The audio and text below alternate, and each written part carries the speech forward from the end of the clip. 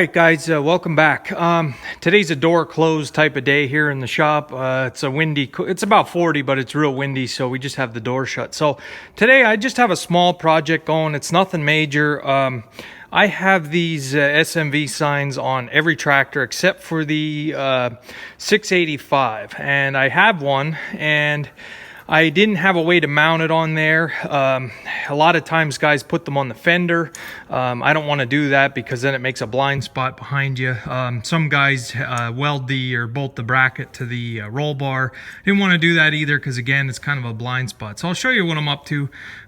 It's nothing major. It's not very exciting. I had this piece of steel I had pre-drilled for the holes and made a bracket to mount it on the tractor. But one thing it did have me thinking today, couple things, being that we're going on into spring here, and I was thinking back to last year, and I was actually on the road more than I thought. I not only took some hay wagons over to my neighbor, crossed a major highway, try to take back roads as much as possible. In the fall, I had taken the header cart with the grain head up to my neighbors.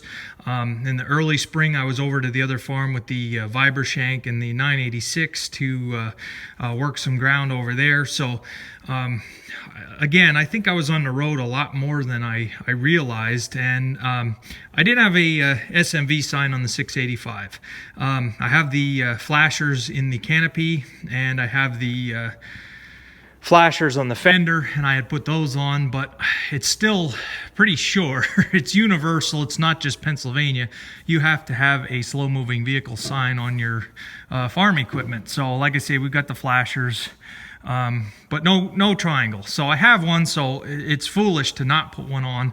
But anyway, the subject of today's video, and I've been wanting to do this for a long time, and I've been waiting for the perfect time to do it and the perfect time to talk about this. And I think going on in the spring here, where everybody's starting up, everybody's getting fired up to get out into the field, it's a great time to cover this subject, so I'll try to make it a little more exciting, but it's kind of another public service announcement based on my experiences and what I've heard. So let's get into the video. Okay, so today I want to talk about farm accidents, and it's pretty well universal that every farmer out there knows somebody that has been in a farm accident, whether it be a family member, a neighbor, even somebody in the next county. I think you'd have a hard time finding somebody that didn't ever hear of a farm accident. And now with social media and the internet and things like that tend to get views and clicks, so it's televised and plastered all over social media. You can see farm accidents pretty well firsthand. So I'm not immune to this, and being that I was at a farm dealership for 10 years, I got to know a lot of farmers in a lot of different areas, a lot of different counties, and news travels fast through farm country, and usually made it back to the dealership, and we'd hear about different accidents that people have had, and some things were pretty serious. So today's going to be a little bit more of a serious video. I want to share some of these stories, not to gain views or to gain interest, but mainly my goal here is to let you guys know some of the mistakes that others have made so that they don't get repeated. And I too don't want to ever repeat these mistakes or issues. So I'm going to try not to make this a real long video, but I do want to tell you some stories here. Right off the bat, with these Case utility tractors, now I think this was a newer model. It might have been like a CX or C model, but they still have these same shifters here. And if you take notice, on this tractor, you can put them both into neutral. So they're both in neutral now. On the 395, you can only put the gear, the speed transmission in neutral. The range stays. So basically, you only have one neutral on that tractor, whereas this you have two. Well, this tractor was one that it only had the one neutral. No, I'm wrong. Never mind. It was like this, two neutrals. Okay, so we knew a guy at the shop. He was a pretty good customer over the years. He had bought pretty much equipment. This guy's father was out with his utility tractor, and he got off the tractor and he left the speed transmission in a gear and put the range transmission in neutral. He went to get off the tractor, and this is kind of the first thing to watch out with these tractors, depending on how the shifters are, or how where you sit, or which way you get on and off. He actually had a pair of cargo pants on, just like I have on now. And I wear these cargo pants, or not cargo pants, carpenter jeans. I wear these carpenter jeans very often. They're the main pants that I wear. He went to get off, and the loop went around this. And as he went to get off, he pulled it into high. And he couldn't get off. And he was dangling here with the loop around here, and the tractor ran him over. It went forward, ran him over completely, that he was totally run over by the tractor, and the tractor was driving towards one of the barns. Luckily, he got up. Amazingly, he got up, got on the tractor, got it under control, parked it in the barn, went in the house, and called the ambulance. So he went to the hospital. They did an assessment of this guy, and it seemed okay. And then all of a sudden we got the word at the shop that he died. He passed away from complications due to this injury here, because his tractor ran him over because of the carpenter jeans and these sticks here. So I guess the first thing I want to try to recommend to anybody that has this type of tractor or anything, I always get in the habit of putting them both into neutral. Anytime I get off, I put them both into neutral. That way, if you forget one, or if one sticks, you don't have that chance that you could bump one of them into gear. You can't do that with this tractor. It has the shuttle, and you can only put one into neutral. But luckily, the one you can put into neutral is the shorter stick, so it's not sticking out as far. So that's the first story. This guy did pass away. It was kind of a shame. But anyway, like I say, we're talking farm safety today. So that's the first story. Let me get into the next story. All right, and this is what made me think of this topic for this video. We're talking SMV signs. This story hits a little bit closer to home. My wife's uncle, he was out with his 584 International and a tedder, 4-star tedder, and he was tedding in the field, and he was done. He gets out onto the road, and it was one of those days where the sun was shining right, that it made like under the trees really dark. And he was rear-ended by a car that was traveling, was like an SUV, traveling way too fast, and hit the tedder, pushed the tedder into the rear of the tractor, and it hit with that much force that it flipped the tractor. It rolled him. When he flipped off the back, the roll bar on the tractor, it's the same roll bar as on these, pinned his arm underneath the roll bar, and his arm was stuck under the roll bar with the full weight of the tractor on him, and the diesel fuel tank dumped all the diesel fuel on top of him while he was pinned. Luckily, it was in a more populated area. There were people home that heard it, and they could get to him. One of the neighboring farms was able to get a skid loader over and lift the tractor off of him before the ambulance got there. They ended up life flighting him, took him to the hospital, and he lost his arm because of this accident. Yeah, so it was a pretty traumatic event, as far as I understand. To lose an arm like that in an accident like that. But the tractor was destroyed. The force actually bent the rear drawbar, it bent the roll bar, and it cracked the speed section of the transmission.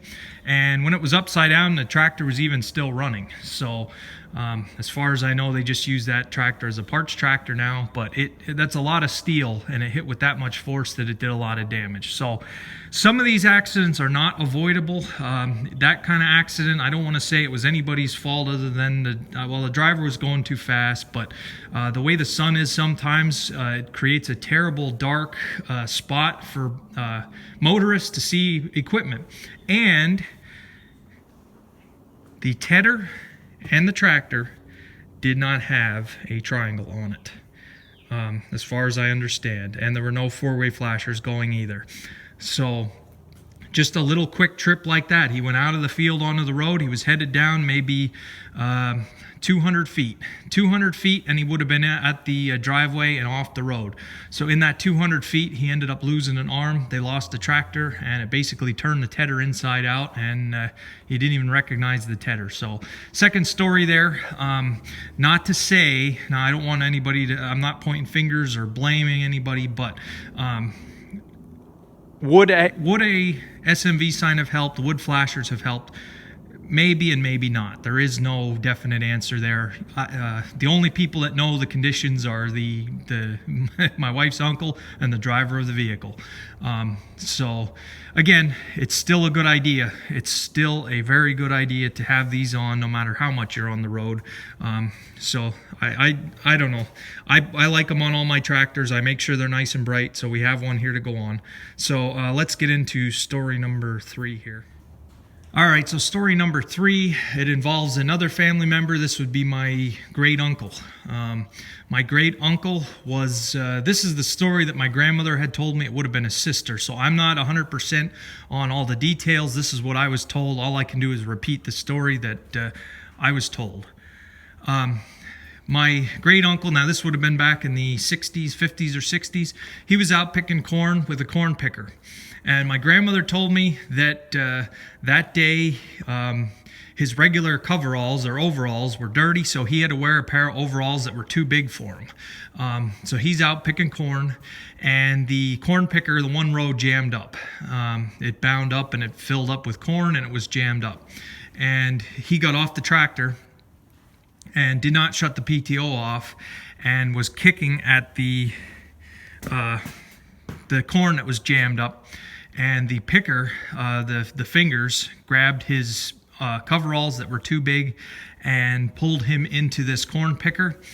And I don't know, my grandmother thinks it had stalled the tractor, and he was laying there with his leg through those snapping rolls or stripping rolls, whatever you want to call them, basically stuck out in the middle of nowhere, and had his leg jammed in this corn picker all the way up to the knee. So, and this is it's kind of a fascinating story as far as he was out in the middle of nowhere where nobody could see him, nobody passing by in vehicles, and nobody expected him back for a while. So my grandmother had told me that a young kid had played hooky from school that day to go rabbit hunting. And he went rabbit hunting and actually found my great uncle stuck in the corn picker in the field. And he was able to go get help, and I guess they managed to get him out of the picker, but he was only a young kid at this time, but he lost his leg from the knee down because of this accident. So his whole life, milking cows, working on the farm. He's a very tough guy. He's Dutch, so we have a streak of stubbornness in some of us that are Pennsylvania Dutch, that we're not going to let something like that impact our lives. And I think he's very much done that in his life. He milked cows all the way up until his 70s, and farmed and grew the farm to a pretty nice farm to this day. So another piece of it, I know it's common sense. I know everybody says it. All the safety police constantly say, turn the PTO off before you work on your equipment. I know, I get all that. You can over safety everything. Every single operator's manual, there's 10 pages of safety and restrictions, and every single thing you buy comes with a safety manual. I get that.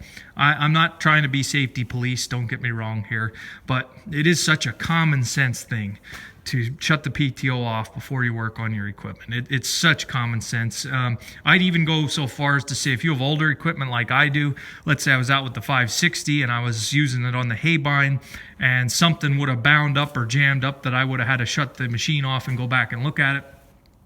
Being that this is a tractor from the 1960s and it's so old and there could be issues with it, I would even go so far as to shut the engine off before I go attempt to stick my fingers or hands or arms into a machine. Because suppose something happens, suppose all of a sudden the PTO gets some oil pressure for some stupid reason and starts turning. If the latch comes unlatched for the shut off, you never know. I know it's common sense, and I don't mean to beat a dead horse with this. Many people have talked about this, and there again, there's an example of what can happen. So I have one more story, guys, and I'll do my summary. I'll show you how I'm going to put this triangle on. All right, so your Farmall A, B, BN, Super A, all those tractors that are offset, even the Farmall Cub, they're not hillside tractors. And we had somebody local here in this valley roll one. Because of them being offset, your axle is going to be sticking out further this way, unlike the C, which was in the center. Being that you're sitting off to the side, the balance on these tractors are totally different. This guy was out cultivating some sweet corn, got off the edge of the one field that he was on, and it was just a steep embankment in the bottom, and he was on the wrong side with his Farmall A, I believe it was, and rolled the tractor. This tractor rolled down this embankment, rolled over him, and I was actually on the fire department for that call. As soon as I heard it come in as a tractor rollover, you're darn right I was going to drop everything that I was doing, and I was going to go see what I could do, because it was a farmer. So I was actually the first one there. It wasn't very far. It just so happened my vehicle was right there, and I was able to get there pretty quickly. This guy, when I got there, he was actually sitting upright, and he was saying he was fine. The ambulance finally showed up, and they laid him back to put him on the board, and then it all went downhill from there. I don't fully understand the full, I'm not a doctor or an EMT or anything like that. I'm just a first responder, but he had some internal bleeding, I guess, and it's figured that when he was laid down, that kind of was affecting his lungs and his breathing. The ambulance took him over to one of the local churches where the life flight came in to pick him up. And he really went downhill. His heart kept stopping, and they shut the helicopter off. And anytime life flight shuts off the helicopter, you know it's very serious, because the pilots or the medical staff on the helicopter have to do some procedures on the ground. I think they put in a chest tube to get him breathing again. They hooked him all up to their equipment, and he was in and out of consciousness, and luckily he did live. He did survive. To this day, I think that Farmall A is still at the bottom of that embankment. So tractor rollovers are a very common thing. I don't know what kind of advice I can give. I farm on hills all the time, and believe me, I am scared sometimes. You get used to it, you get brave, and like I said before in some of my other videos, some days you are braver than others on the hills. Some days you do not want to be hanging off the side of the tractor to be on a hill, and some days you're braver.